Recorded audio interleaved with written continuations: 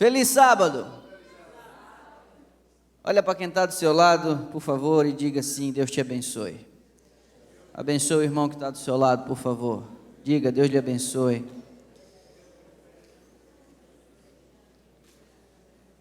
Coisa boa. Com as visitas dessa semana, eu cheguei a 85 pessoas, 85 membros dessa comunidade já visitados nas últimas 5 ou 6 semanas.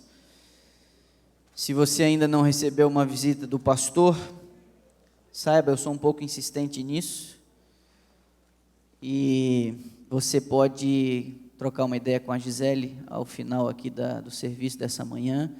Nós temos ainda alguns horários para essa semana disponíveis, e estamos já entrando no calendário do mês de maio, e aí ela tem ali os horários que seria possível uma ida minha à sua casa para a gente poder orar juntos. Parte da minha visita é interceder por aquilo que você julga ser importante para você, e aí a gente coloca nessa caixinha, como já tem sido mencionado aqui.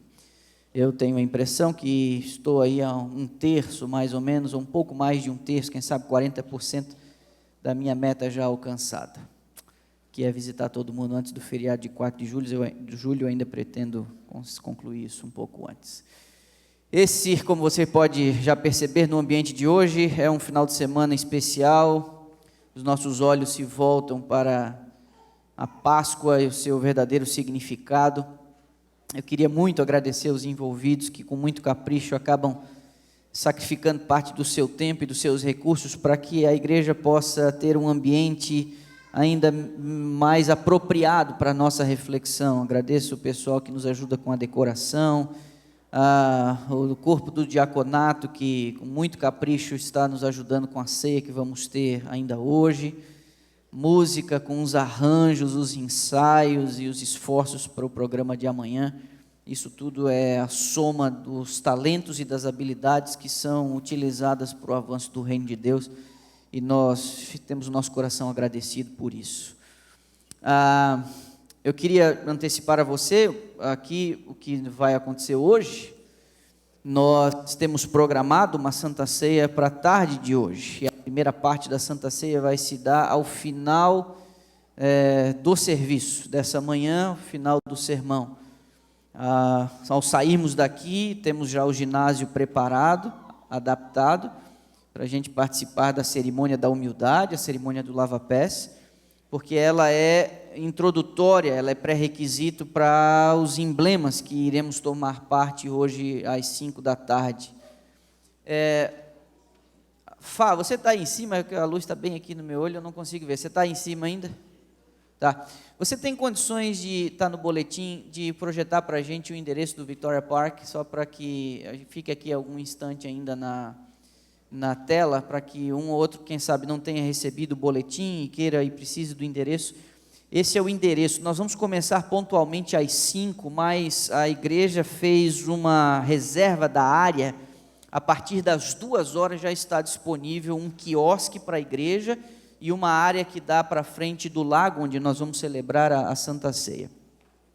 E aí sim, se você quiser, se você não fez planos de ir para casa e vai emendar com a Santa Ceia, você pode inclusive tomar a sua refeição. Existem mesas e cadeiras lá, ou bancos, né, aqueles fixos, numa área coberta, que vai proteger você, quem sabe, do sol um pouquinho mais forte.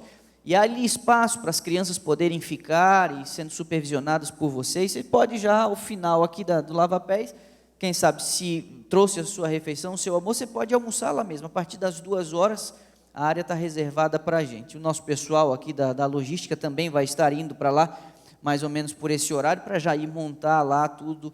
A orquestra das 2 às 3 ainda vai estar passando aqui as músicas que vão ser tocadas na Santa Ceia, e depois a gente vai para lá. Para que você saiba, vai ser realmente uma coisa muito diferente, porque nós vamos celebrar uma Santa Ceia num local público, com todos os emblemas, o suco, o pão, a orquestra tocando, uma mesa bem preparada, as pessoas à mesa vão estar ali a rigor, a caráter, para poder, numa representação do que foi a Santa Ceia, poder servir essa comunidade. E eu espero que a mensagem dessa manhã possa ajudá-lo ainda nesse preparo para a ceia. o lava-pés, corrigindo aí os nossos desvios de conduta, nossa percepção, a nossa visão turva a respeito de quem nós somos e de quem é nosso semelhante, e aí sim você terá a plena condição de poder participar da Santa Ceia às 5 horas. Às vezes algumas pessoas elas tentam me intimidar, ou quem sabe me fazer um alerta, na boa intenção, eu entendo, na boa intenção de dizer como que algumas coisas funcionam aqui na igreja, e aí diz assim, pastor, Santa Ceia de tarde não funciona bem, porque o pessoal não volta. Meu irmão, deixa eu dizer aqui uma coisa para você, alá pastor Marcos, com aquela sensibilidadezinha que ele tem, muito característica que os mais próximos conhecem. Meu irmão, o Senhor nos oferece a oportunidade de comungarmos com Ele. Para mim, não tem dia, não tem hora e não tem lugar. Para eu comungar com o meu Senhor, eu vou até onde Ele estiver. Se para a gente atender a nossa comunidade, nós tivermos que fazer uma Santa Ceia no sábado pela manhã, porque é o horário que todo mundo está, se o esforço de irmos à igreja, voltarmos à igreja ou irmos a um lugar no sábado à tarde, você não é digno. Me perdoe a minha franqueza aqui. Não há motivo, a não ser pecado aberto e rebeldia contra o Senhor, para você não estar lá hoje à tarde às 5 horas, para a gente comungar junto e estarmos à mesa com o nosso Senhor Jesus Cristo. Não há motivo. O único requisito para você estar à mesa com o Senhor hoje à tarde é um coração quebrantado, pecador e quebrantado. Se é isso que você tem que estar lá. Não há outro lugar para você estar hoje à tarde que não o Victoria Park. Não há outro lugar.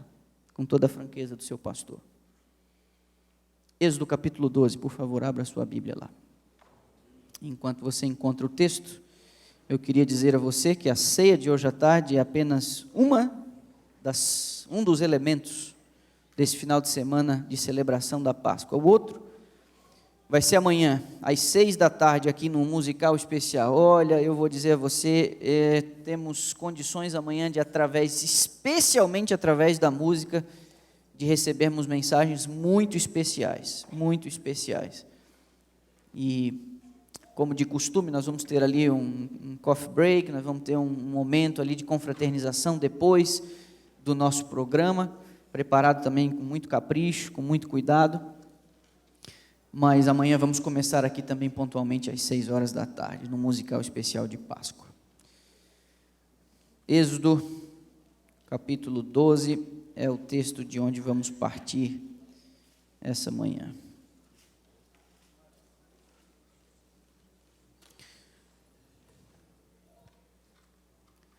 Tendo achado, incline a sua cabeça, por favor.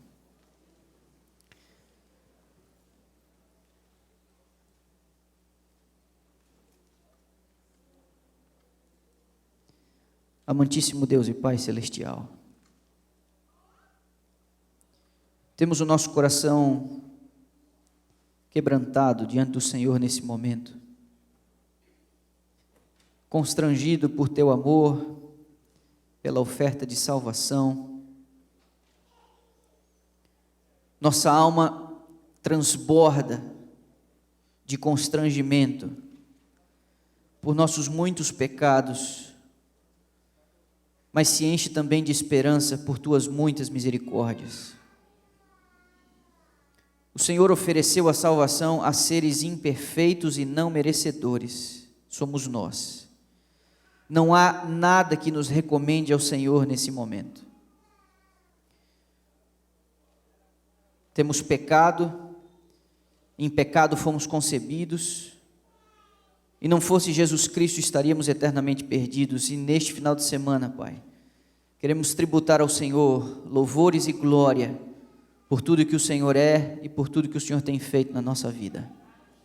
A Tua palavra está aberta e vamos refletir agora. Pedimos que o Teu Espírito nos oriente, abra o nosso entendimento, toque o nosso coração, e de forma muito particular, muito pessoal, que a mensagem encontre abrigo a um coração humilde, disposto a reconsiderar a vida e a aceitar a Tua oferta magnífica de perdão. Ouve nossa prece, Pai. nós a fazemos em nome do Senhor Jesus Cristo, nosso Senhor. Amém. Êxodo capítulo 12, versos 11, 12 e 13, lemos assim: desta maneira o comereis, lombos cingidos, sandálias nos pés e cajado na mão. Comê-lo-eis à pressa, esta é a Páscoa do Senhor. Porque naquela noite passarei pela terra do Egito, e ferirei na terra do Egito todos os primogênitos, desde os homens até os animais. Executarei juízo sobre todos os deuses do Egito. Eu sou o Senhor. Verso 13: o sangue vos será por sinal nas casas em que estiverdes. Quando eu vir o sangue, passarei por vós, e não haverá entre vós praga destruidora, quando eu ferir a terra do Egito. E ainda no início do verso 14: este dia vos será por memorial, e o celebrareis como solenidade ao Senhor nas vossas gerações, e celebrareis por estatuto perpétuo. Eu queria considerar aqui 4 elementos nos versos que acabamos de ler. O primeiro deles é que a Páscoa, essa é a definição da Páscoa, por excelência. O que nós temos aqui é a definição da Páscoa, por termo, por valor histórico, por acontecimento. Tudo o mais acabou virando uma distorção pelo sincretismo religioso. O primeiro elemento que eu queria destacar dos textos que lemos é a pressa por conta da partida. Quando nós nos assentamos à mesa para tomarmos uma refeição, quando nós celebramos algo com comida e bebida, parte da etiqueta, parte da educação é que a gente faça isso de forma tranquila. As pessoas se assentam sem pressa.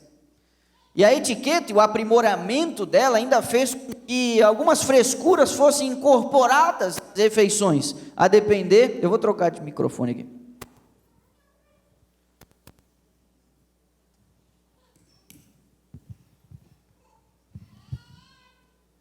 Peguei o vermelho, acho que melhorou. A depender do contexto cultural, eles fazem pratos de entrada. Você sabe que eu, certa vez, quis fazer um agrado para minha esposa no meu aniversário. Vou fazer uma surpresa para você, no meu aniversário. Eu e Jane tivemos a oportunidade de ir à Cidade Luz.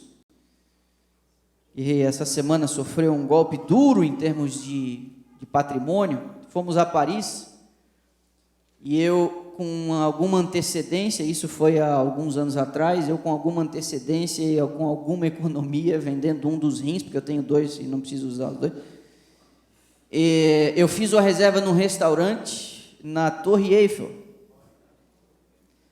no meu aniversário. Falei, é uma surpresa para você. Dentre todas as coisas que eles serviram lá, da entrada à sobremesa, foram 7 pratos. A Giane conseguiu começar a provar no quarto só. Ela veio primeiro, ela olhou e falou, acho que eu vou passar. Porções pequenas, delicadas. Eu acho que eles jogam uns negócios assim, um negócio, né? Mas aí se um bom baiano fosse lá sentar para tomar uma refeição dessa, ele ia dizer, que horas que chega a comida mesmo? Não é? A questão é que, quando você se assenta à mesa para tomar uma refeição, você faz isso com tranquilidade, você faz isso quando tem que ver com uma solenidade, quando tem que ver com uma celebração, né? Você não faz que nem eu fiz com a Bira essa semana, que fui visitá-la na quarta-feira, mas eu tinha uma visita para o Éder logo na sequência, lá no centro de Dallas, e eu falei, Bira, vou ter que fazer que nem cachorro magro, vou comer e saio correndo. Você não faz isso, é falta de educação. E ainda eu consegui repetir o prato. Mas nesse caso, essa refeição aqui, Deus falou assim, vocês não precisam se assentar, vocês não precisam se acomodar, porque essa será a última refeição no Egito. E para dar uma ideia de que é a última, eu quero que vocês comam essa refeição em pé, calçados. E sabe por quê? Calçados? Porque naquela época você tomava uma refeição acomodado, quase que deitado, com um dos cotovelos ali, com os pés descalços nos tapetes e nas almofadas em volta de uma mesa baixa. Era assim que as refeições eram tomadas naquela época. E agora Deus falou, não, é em pé, completamente diferente. E com as sandálias de calçados. E com a mochila nas costas. E com o cajado na mão. É para comer, dando a ideia de que vocês estão de partida. Vocês vão sair do Egito para nunca mais voltar. A partir da refeição, Deus estava querendo dizer assim, nós vamos romper com esse negócio do Egito, nós vamos romper com esse negócio do cativeiro, nós vamos romper com esse negócio da vida antiga, agora você vai mudar de vida. Eles eram escravos, filhos de escravos, netos de escravos e bisnetos de escravos. A escravidão havia criado uma cultura, uma mentalidade de escravo, e Deus precisava desintoxicar seu povo, e agora Ele já está dando uma indicação, vocês vão tomar essa refeição em pé, porque esse negócio chamado Egito, cativeiro e escravidão, acabou para vocês. Nessa noite eu vou libertá-los de uma vez por todas. Essa era a intenção. Pressa por conta da partida. Segunda coisa, vocês vão tomar uma refeição e o prato principal vai ser um animal, um cordeiro, que eles estavam habituados. Isso tinha que ser preparado de um jeito específico, não podia ser cozido nem na água e nem no azeite, não tinha que ser preparado no fogo, como eram as ofertas. O que sobrasse deveria ser queimado pela manhã. Só que é o seguinte, parte do sacrifício tinha que ser utilizado como um ato de fé. Vocês vão pegar o sangue desse animal, e sim, de fato, o sangue, não, Deus havia dito que não poderia ser ingerido, nele há vida, você tem que fazer, há um processo de sangria, e esse sangue você vai utilizar para você colocar na verga, nas colunas da porta, nada mais é do que você colocar nas laterais e na parte de cima. Isso é um sinal de fé. O segundo elemento que eu estou destacando é o sangue, porque nesse dia o sangue teria um papel de destaque. Deus está apontando aqui um substituto, para que eu possa redimir vocês, para que eu possa resgatar vocês, para que eu possa perdoar vocês. Alguém vai ter que pagar, por isso o sangue, por isso o sacrifício. E neste sangue, ao colocar ali, não bastava, repare, não bastava apenas tomar a refeição em pé, não bastava apenas comer a carne, não bastava apenas sacrificar o cordeiro, você precisava tomar o sangue ou parte dele e colocar como um ato de fé nos umbrais e na verga da porta. Perceba, meus irmãos, todas as vezes em que a gente cumpre a vontade do Senhor de forma parcial, nós estamos correndo risco. Alguns poderiam dizer, não, comer a carne já é suficiente. Alguns poderiam dizer, sacrificar o animal já é suficiente. Deus está dando especificações. E às vezes mesmo bem intencionados, achando que a gente está dando o nosso melhor, eu e você temos que compreender quais são as especificações, porque a obediência não pode descer ao nível das nossas conveniências. Isso tem que ver com um monte de coisa. Isso tem que ver com um monte de coisa. Tem que fazer as coisas do jeito que elas precisam ser feitas. Esse era um sinal de fé. O quarto elemento que eu queria destacar aqui para você é que no ato de fé, Deus estava dando chance ao seu povo de se verem livres da destruição. Repare, o anjo destruidor que passa sobre o Egito, e a expressão que é utilizada aqui na etimologia da palavra Páscoa, Passover, significa exatamente por isso, vai passar por cima, é uma alusão ao anjo que tem o dever de cumprir e executar o juízo de Deus na terra do Egito. Esse anjo passaria por cima do Egito, para que esse anjo pudesse passar por cima do Egito e não destruir o primogênito da casa, precisaria haver esse gesto de fé, colocando o sangue nas vergas e nos umbrais da porta. Quando Caim quis sacrificar ao Senhor, a Bíblia diz que ele ofereceu o sacrifício ao Senhor, mas não foi do jeito que Deus tinha pedido. E todas as vezes que a gente quer oferecer a Deus aquilo que a gente acha que é o nosso melhor, mas não é o que Ele está pedindo, isso é presunção, isso não é fé. Não tente fazer Deus engolir o que você quer entregar para Ele, se não foi o que Ele pediu. Não é assim que as coisas funcionam, não no mundo espiritual, não de acordo com as especificações que a Bíblia nos diz que tem que ser feita. Você come em pé, sacrifica o animal, faz a sangria, pega o sangue, põe na porta. Era assim, só assim eles escapariam do juízo. E agora, o interessante é que esse anjo destruidor, o mesmo que trouxe horror à terra do Egito, é o que estava garantindo a libertação do povo. Meu irmão, olhe para mim, porque o que eu vou dizer aqui para você, agora tem uma aplicação muito específica ao que vai acontecer no futuro em breve. O mesmo Cristo, que vai arrancar do seu povo fiel um suspiro de alívio, dizendo, Ele chegou, vai ser o que vai arrancar dos ímpios e dos rebeldes um grito de horror, porque eles não querem, não podem contemplar a face desse Cristo que vem, soberano. O anjo que trouxe libertação aos hebreus foi o mesmo que trouxe horror ao Egito. Sabe por quê? A ação de Deus, ela provoca reações diversas. Isso tem que ver com a disposição de cada um daqueles que enfrentam e encaram esse Deus que está disposto a libertar, mas que, se for rejeitado, vai causar destruição. O que nos leva a um paralelo incrível com o Evangelho. Eu vou chamar você para ir comigo a Lucas capítulo 9. Em algum momento, 2 ou 3 semanas atrás, eu devo ter citado numa das minhas mensagens pastorais, aquela que a gente coloca no boletim e faz o vídeo, que o Evangelho de Lucas está estruturado numa jornada que Cristo faz da periferia para Jerusalém, da periferia para a capital, da Galileia para a Judéia. E o que marca essa transição do ministério de Cristo é o verso 51 do capítulo 9 do Evangelho de Lucas.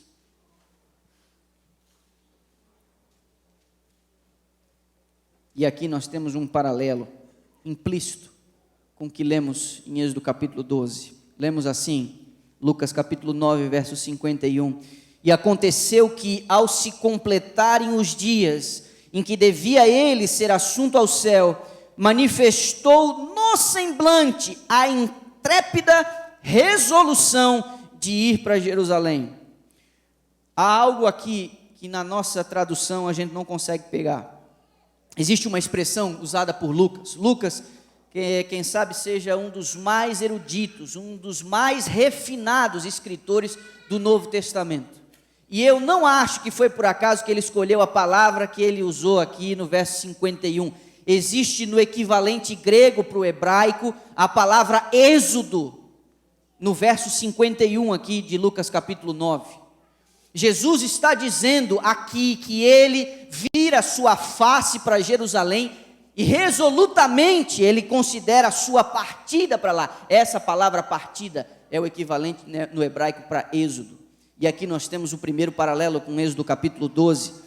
Cristo, ao voltar sua face resoluta para Jerusalém, ele está sinalizando uma partida, ele está sinalizando um êxodo.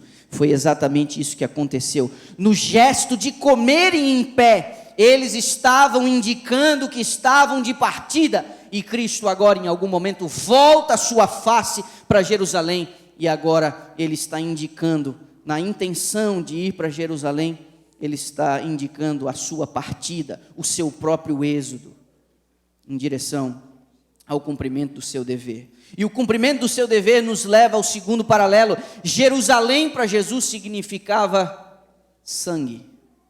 A tensão já era enorme da elite religiosa em relação a ele. Ele sabe que essa partida para Jerusalém o conduzirá diretamente ao sacrifício. O mesmo sacrifício celebrado naquela última noite no Egito, Jesus sabia exatamente que aquilo nada mais era do que um cheque predatado, era uma nota promissória que ele teria que pagar indo a Jerusalém. Ele volta a sua face para Jerusalém e ele sabe que haverá lá derramamento de sangue.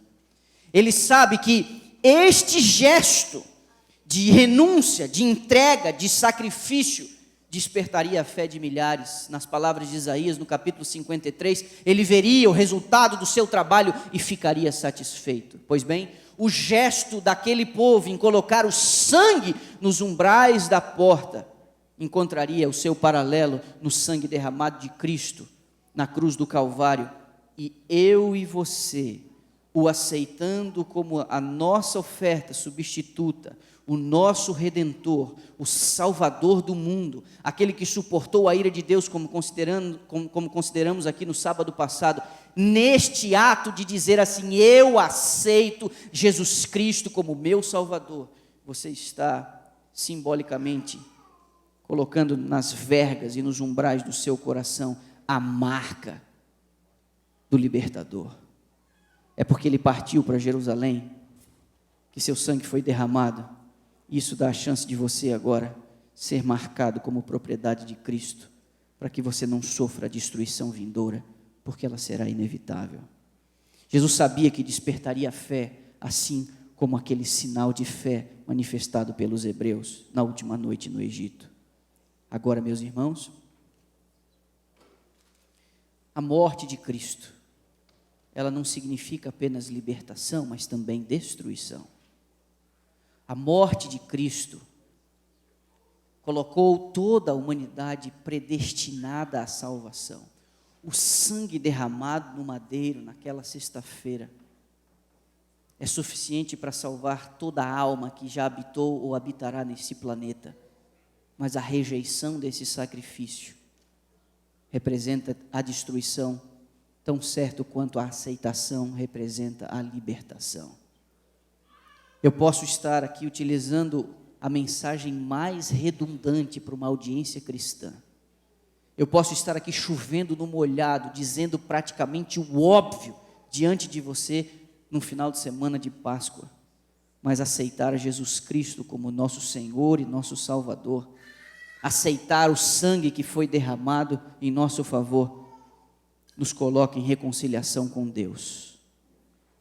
O problema, meus irmãos, é que há aqui implícito um compromisso com esse Senhor a quem nós estamos aceitando. Eu não tenho a mínima condição de manter um compromisso com a minha esposa sem compreender quais são, de fato, os meus deveres nesse compromisso.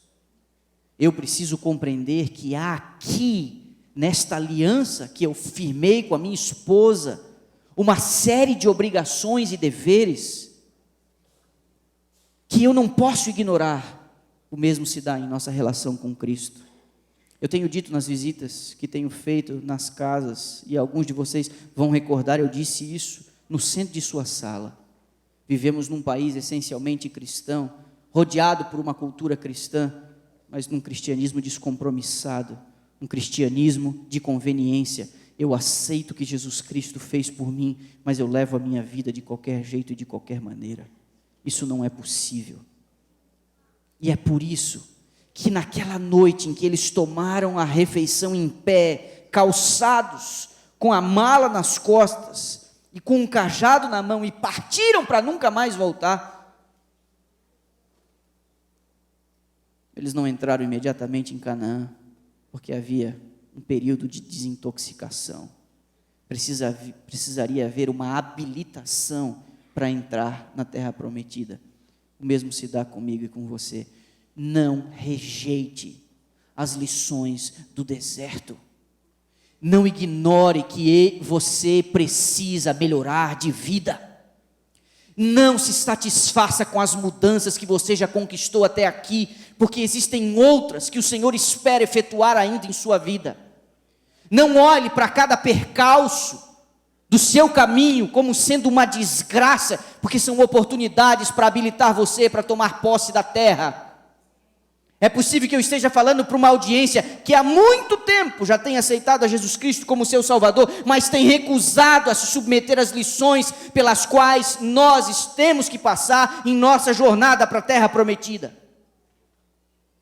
Entre o Egito e Canaã tem um maldito deserto, e nós não temos como evitar isso. Com sol escaldante, com víboras, serpentes e escorpiões, com altas e baixas temperaturas, com variações na atmosfera e no clima próprio da vida. Eu e você não podemos ignorar esse fato, mas ele também disse que daria todos os recursos para a gente conseguir vencer esse vão do deserto. Essa não é a primeira vez que eu falo sobre isso aqui, nessa igreja. Pois bem, meus irmãos, Cristo olha para Jerusalém de forma resoluta. Em sua face havia uma decisão muito firme. Quando ele olha e se volta para Jerusalém, eu me atrevo a dizer que, profeticamente, ele contemplava você e o seu futuro. Ele sabia que essa jornada para Jerusalém garantiria o seu acesso, não a Jerusalém aqui, mas a nova Jerusalém.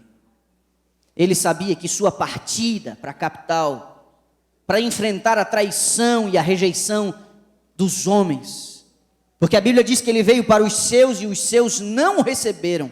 Ele sabia exatamente o que estava fazendo, mas ele sabia que a sua imortalidade, a sua chance de real felicidade dependeria disso. É possível que eu esteja falando para pessoas nesse sábado pela manhã que, ainda que sejam cristãs, ainda que já tenham aceitado a Jesus, sentem um vazio, uma perturbação dentro da alma. Estão tentando de uma ou de outra maneira tentar suprir esse vazio. Estão tentando de uma ou de outra maneira acalmar essa insatisfação. Às vezes ela parece ter uma conotação um pouco emocional, às vezes ela parece ser uma coisa meio que hereditária, um flerte com a depressão, um flerte com a tristeza, um flerte com o vazio. Eu quero dizer a você a coisa mais óbvia que um pastor pode dizer para uma audiência cristã: não tente cobrir o vazio de sua alma com qualquer outra coisa, porque só Jesus Cristo consegue reparar o dano, esse vazio e esse buraco no seu coração. É a coisa mais óbvia que alguém pode dizer de um púlpito, mas é a maior verdade de todas. Alguns tentam se esconder atrás da realização profissional, escalam no seu ramo de atividade novos patamares, e depois que viram chefe, depois que viram dono do seu próprio nariz, depois que abrem um negócio e são bem-sucedidos em seus negócios, acabam descobrindo que aquele vazio ainda continua e parece ainda estar maior. Alguns vão de um curso para um mestrado, um doutorado, recebem uma titulação, publicam um livro, são aclamados, reverenciados pelas pessoas, mas em sua intimidade, na solidão do seu quarto, na honestidade com seus próprios pensamentos, acabam percebendo que precisam de algo mais e não sabem mais o que fazer. Recentemente, eu vi um documentário sobre o Michael Jackson, uma mente perturbada, admirado, idolatrado por muitos, e ironicamente, muitos gostariam de ser como ele, mas ele mesmo não gostava de ser ele mesmo.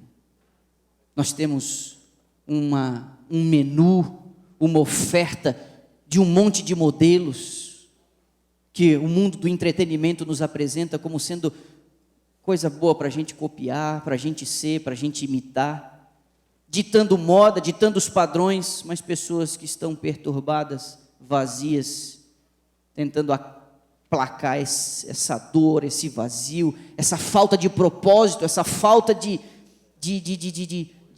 futuro, se afundando em drogas, no sexo livre, casual, nas noitadas. Nada disso resolve. Outros, pobres de espírito, acabam acumulando riquezas e posses, apenas para se tornarem mais avarentos, com medo de perder o que construíram, mas ainda vazios. Meus irmãos, o vazio da alma só pode ser resolvido com a pessoa de Jesus Cristo.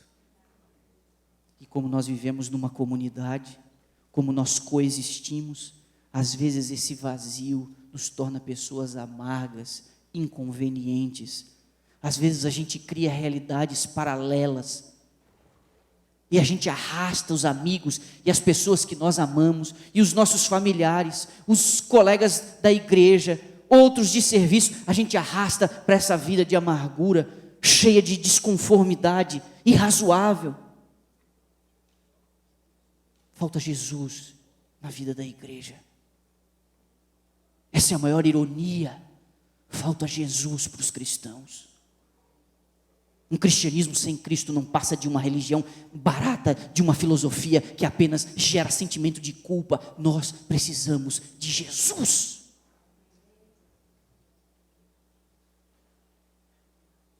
Não é à toa que ele disse: eis que estou à porta e bato. A maior de todas as ironias. A igreja deixou Jesus do lado de fora. Ela está tocando os seus trabalhos, os seus departamentos, os seus serviços, os seus cultos, os seus relacionamentos, os casamentos, a educação dos filhos, mas Cristo está à margem, com um olhar atento para dizer assim: se você me der apenas uma única chance, eu vou fazer parte da sua vida e eu vou preencher a sua alma. Cristo, nós precisamos de Cristo. O sermão mais óbvio de todos. Pois bem, nesse final de semana, estamos relembrando o fato de que ele não estava de brincadeira quando disse: eu amo vocês, eu quero fazer parte da vida de vocês, e eu vou fazer tudo que tiver, tudo que custar de minha parte, para garantir o seu acesso e o direito de você viver comigo para todo sempre. Parte desse processo é a gente aprender a conviver como igreja, como irmãos. Parte desse processo é a gente comungar com Ele, renovando os nossos votos de quando em quando. Pois bem, nós vamos sair daqui agora e nós vamos renovar os nossos votos com o Senhor. Depois do hino 540, nós vamos deixar esse lugar e vamos até o ginásio para a gente poder fazer o lava-pés. Se eu não te lavar os pés, não tens parte comigo, disse o Senhor. Eu não sei você, mas eu quero ter parte com Ele. Eu quero comungar com o meu Senhor. Eu quero mais Cristo na minha vida. Que Deus nos abençoe.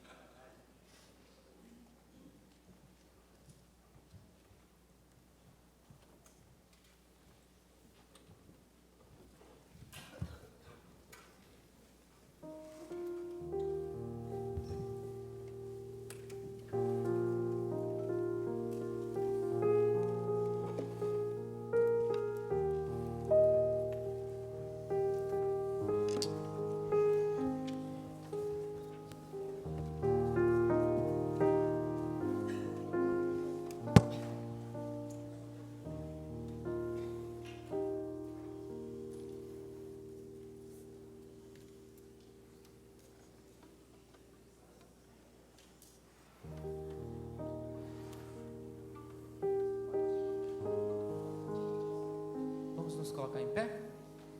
Assim nós teremos 4 estrofes. E na medida que formos cantando, provavelmente da terceira para a quarta, nós já podemos nos dirigir para a quadra.